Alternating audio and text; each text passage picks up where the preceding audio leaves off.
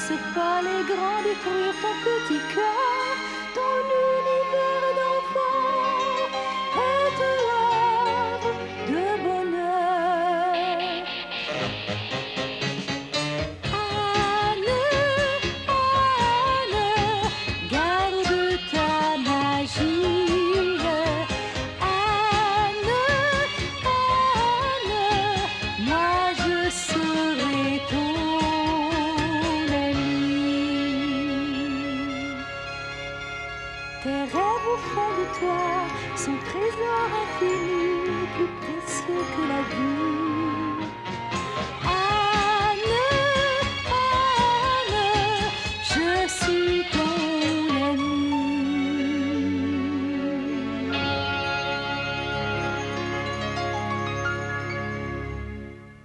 Anne et Marilla pleuraient Matthew depuis 2 jours. Elle prenait conscience du vide qu'il avait laissé et avec lequel elle devrait vivre désormais.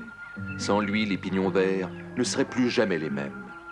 Aujourd'hui, on allait l'arracher pour toujours à cette terre qu'il avait tant aimée et où il avait passé la plus grande partie de sa vie.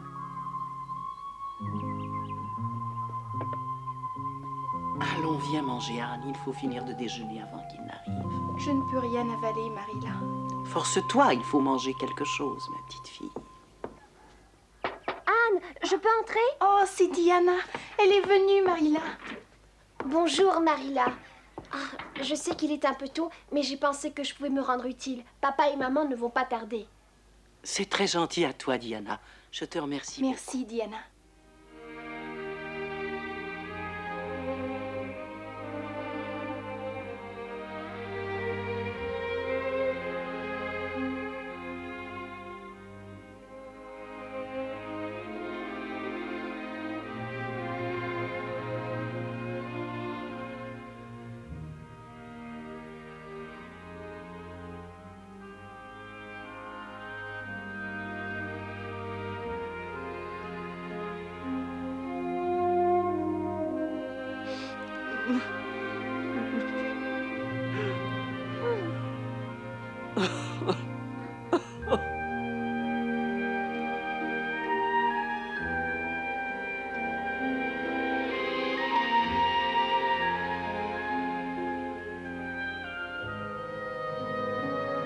Pouvons-nous continuer, Marilla?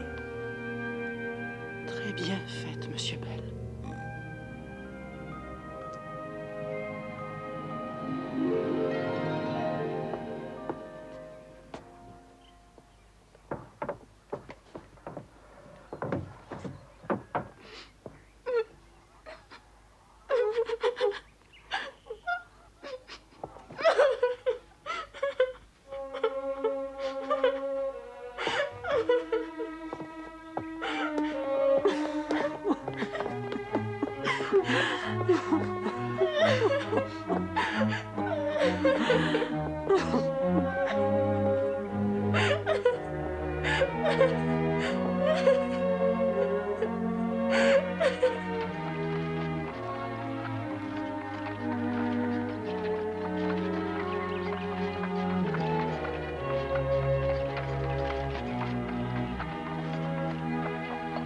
Matthew fut emporté loin de sa chère ferme, loin des arbres qu'il avait plantés et vus grandir, loin des champs qu'il avait cultivés de ses propres mains, loin du verger à qui il avait donné vie, et ses amis en silence, tristement, l'accompagnaient à sa dernière demeure.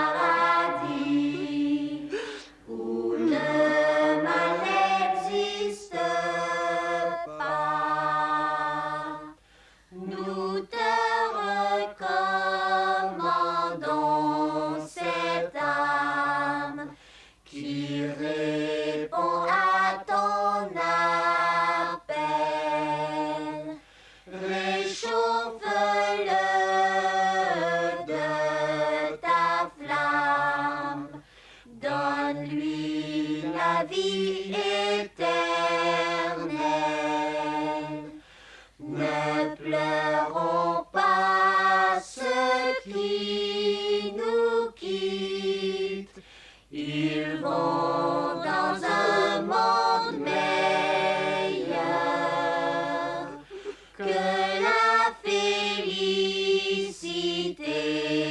habite et où règne le bonheur.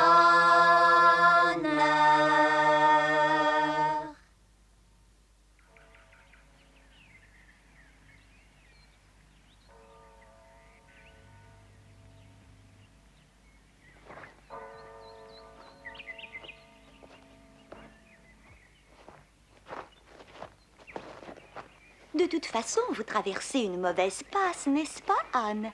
Est-ce que les Cuthbert n'ont pas perdu toutes leurs économies dernièrement dans la faillite de la banque? Il est heureux pour toi que tu aies travaillé si fort pour obtenir la bourse Avery, sinon tu aurais dû abandonner tes études. Dommage que tu doives porter le deuil et t'habiller en noir pendant toute une année. Vêtue de noir, tu parais encore plus rousse, tu sais. Le noir ne convient vraiment qu'aux blondes.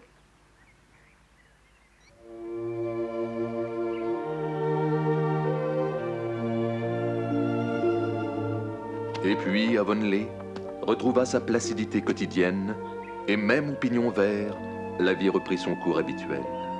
Les tâches et les travaux nécessaires furent accomplis aussi régulièrement qu'auparavant. Bien qu'il flottât toujours autour des objets familiers, comme une âme que l'on aurait perdue.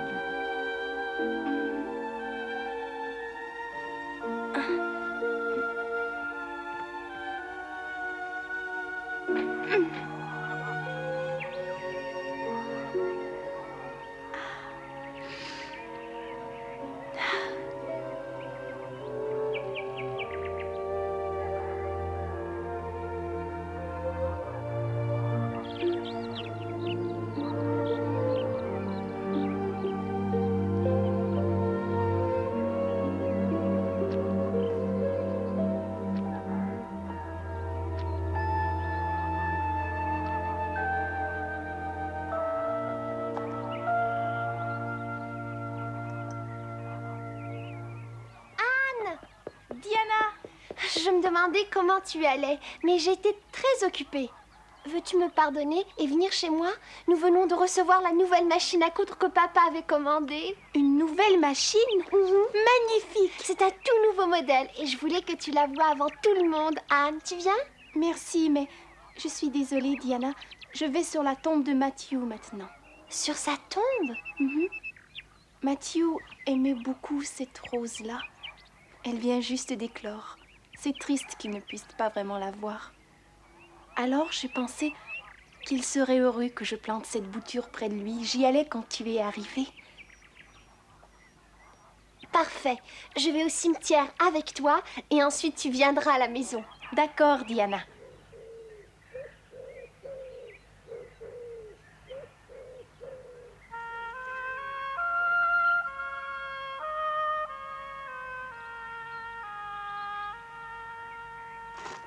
C'est la rose des Cuthbert? Oui, bien entendu.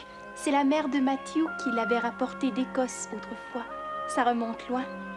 Matthew en prenait grand soin. Il disait toujours que c'était sa rose préférée. Si ce rosier refleurit chaque année, comme je l'espère, Matthew aura peut-être l'impression qu'il est revenu au pignon vert.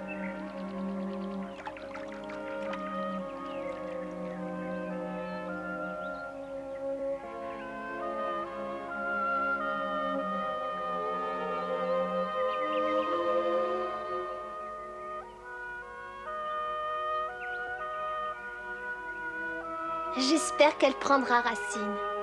Il faut que cette bouture prenne bien racine et qu'elle fasse de belles fleurs chaque été. Et qu'elle devienne un énorme bouquet.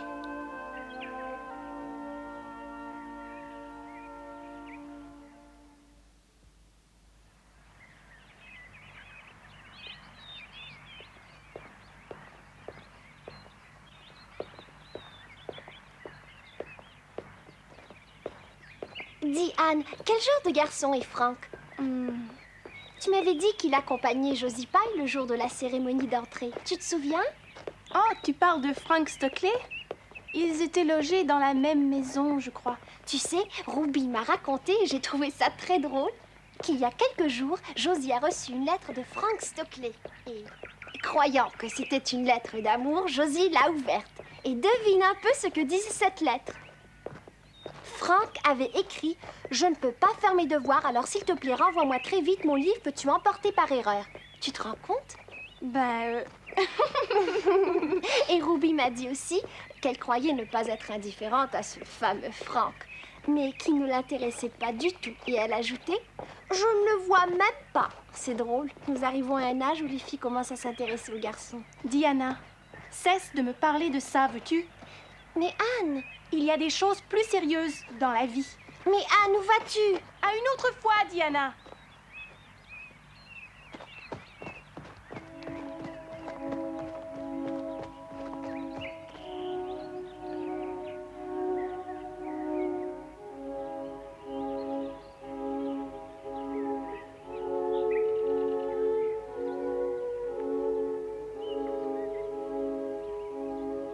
Ce qui s'était passé ces quelques derniers jours surprenait Anne. Elle, qui ignorait tout de la mort jusqu'ici, faisait de la culpabilité. Elle se sentait déloyale à la mémoire de Matthew quand elle prenait plaisir à quelque chose. Elle éprouvait une honte mêlée de remords quand elle s'apercevait que les levées de soleil ou l'éclosion des boutons de rose suscitaient en elle la même bouffée de joie qu'auparavant, que les visites de Diana étaient toujours aussi agréables et qu'elle la faisait toujours rire. Bref, que ce bel univers fait de fleurs, d'amour et d'amitié n'avait rien perdu de sa capacité de l'émouvoir et de fouetter son imagination, et que la vie continuait à la réclamer à corps et à cri. Lorsque je vois le soleil se lever sur les grands sapins, ou que je trouve des boutons de rose qui s'ouvrent dans le jardin, j'éprouve le même frisson de plaisir que lorsque Matthew était vivant. Et cela me semble très mal d'avoir des moments aussi heureux maintenant qu'il n'est plus là pour les partager.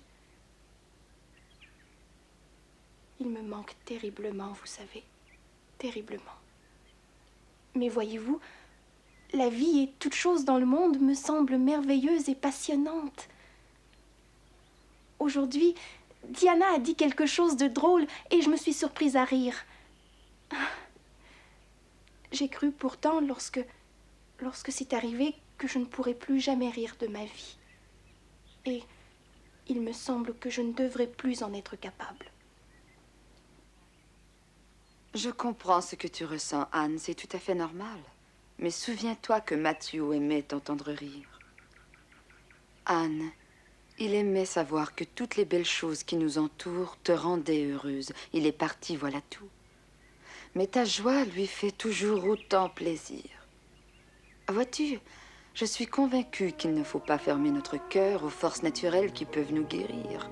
Je comprends parfaitement ce que tu ressens, Anne. C'est le genre de sentiment que toute personne sensible éprouve. Nous trouvons fort déplacé que quelque chose nous plaise alors qu'une des personnes qu'on aime n'est plus là pour partager ce plaisir.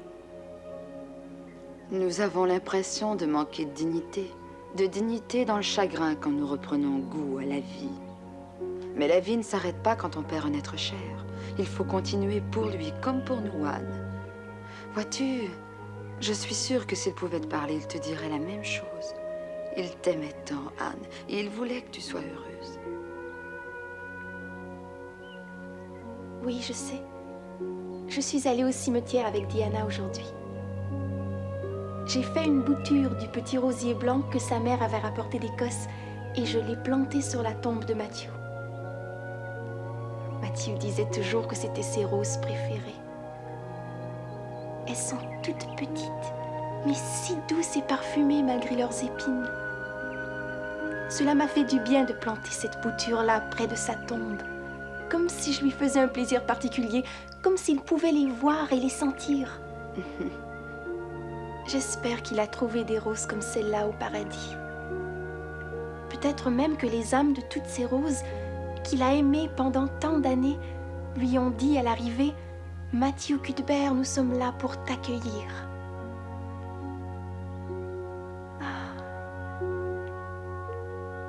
Je dois partir maintenant.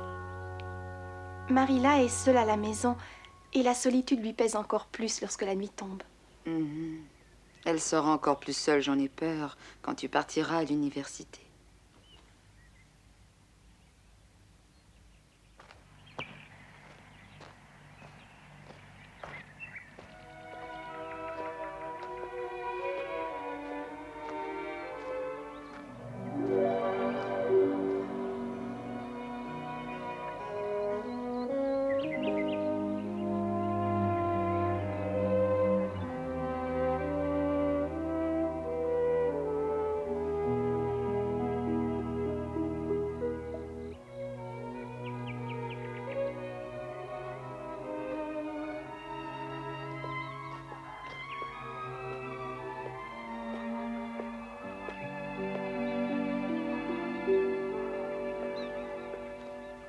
Je suis là, Marilla. Oh, enfin. Assieds-toi près de moi. J'ai quelque chose à te dire. Le docteur Spencer est passé pendant ton absence. Il a dit que le spécialiste serait à Avonlea demain. Et il a insisté pour que j'aille faire examiner mes yeux. J'espère qu'il pourra te donner la sorte de verre qui convient à tes yeux. Oui, il vaut sans doute mieux que j'y aille après tout. Pourrais-tu rester seule ici pendant que je serai partie? Bien sûr, ne t'inquiète pas pour moi. Martin va me conduire et me ramener. Il y a du repassage à faire et un peu de pâtisserie. Ne t'inquiète pas, tout sera fait selon les règles, Marilla. Je n'empèserai pas les mouchoirs et je ne parfumerai pas le gâteau avec du liniment. Oui, tu me rappelles de joyeux souvenirs. Tu multipliais les bêtises à cette époque. Tu te mettais continuellement dans des situations impossibles. J'en étais arrivée à penser que tu étais possédée. Te souviens-tu de cette journée où tu avais saoulé la petite Diana Barry et celle où tu t'étais teint les cheveux? Oui, je ne suis pas près de l'oublier. Cela m'a manqué. J'en ris un peu toute seule parfois, ou plutôt j'en souris. Quand je me souviens à quel point mes cheveux roux et mes taches de rousseur me rendaient malheureuse. Oh, ce qu'ils m'ont fait pleurer de rage. Mes taches de rousseur ont disparu maintenant, et les gens sont assez gentils pour me dire que mes cheveux roux sont au burn. Tous les gens, sauf bien sûr Josie Pye. Tu sais, le jour de l'enterrement, elle m'a dit que mes cheveux étaient plus rouges que jamais. À moins que ce ne soit ma robe noire qui les fasse paraître plus rouges. Marilla, j'ai presque décidé de ne plus essayer d'aimer Josie Pye. J'ai fait des efforts héroïques, mais il n'y a vraiment pas moyen de l'aimer. Je crois qu'elle ne veut tout simplement pas qu'on l'aime. Josie est une paille, ça tient de famille. Elle ne peut pas s'empêcher d'être désagréable. Je suppose que ce genre de personne a son utilité dans la société, mais je ne vois vraiment pas laquelle. Pas plus que je ne vois celle des chardons dans la nature. Est-ce que Josie va enseigner quelque part? Non, elle retourne à Queens l'année prochaine, comme Moody Spurgeon et Charlie Sloane. Jane et Ruby, elles, vont enseigner. C'est ce qu'elles ont toujours voulu. Je vois. Gilbert Blythe va enseigner aussi, n'est-ce pas? Oui. C'est vraiment un beau garçon. Je l'ai vu à l'église dimanche dernier. Il est tellement grand, c'est devenu un homme. Il ressemble beaucoup à son père au même âge. John Blythe était un gentil garçon et nous étions très bons amis. Nous nous entendions bien et nous étions toujours ensemble. Les gens du village disaient même que c'était mon prétendant. Oh, Marilla, que s'est-il passé? Pourquoi ne vous êtes-vous pas... Nous nous sommes disputés. J'ai refusé de lui pardonner lorsqu'il est venu me demander pardon. Quelque temps après, j'en avais l'intention, bien sûr. Mais j'attendais que ma colère se calme et j'étais rancunière. Je voulais bien lui pardonner, mais je voulais le punir d'abord. Il n'est jamais revenu. Les Blythe ont toujours eu du caractère. Et comme je n'étais pas facile non plus, c'est sans doute ce qui nous avait rapprochés. Je ne te parlerai plus jamais!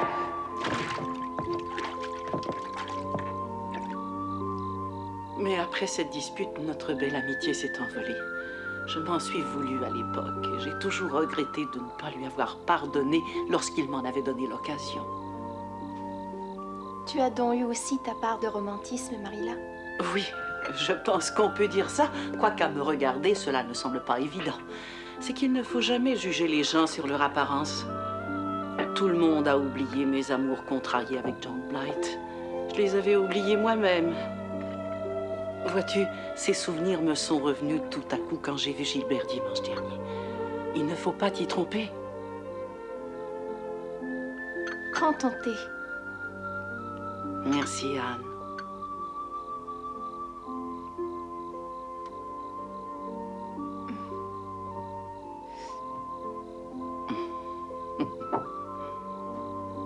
Et toi, comment t'entends-tu avec Gilbert Blythe? Oh, pas trop mal, je ne sais plus.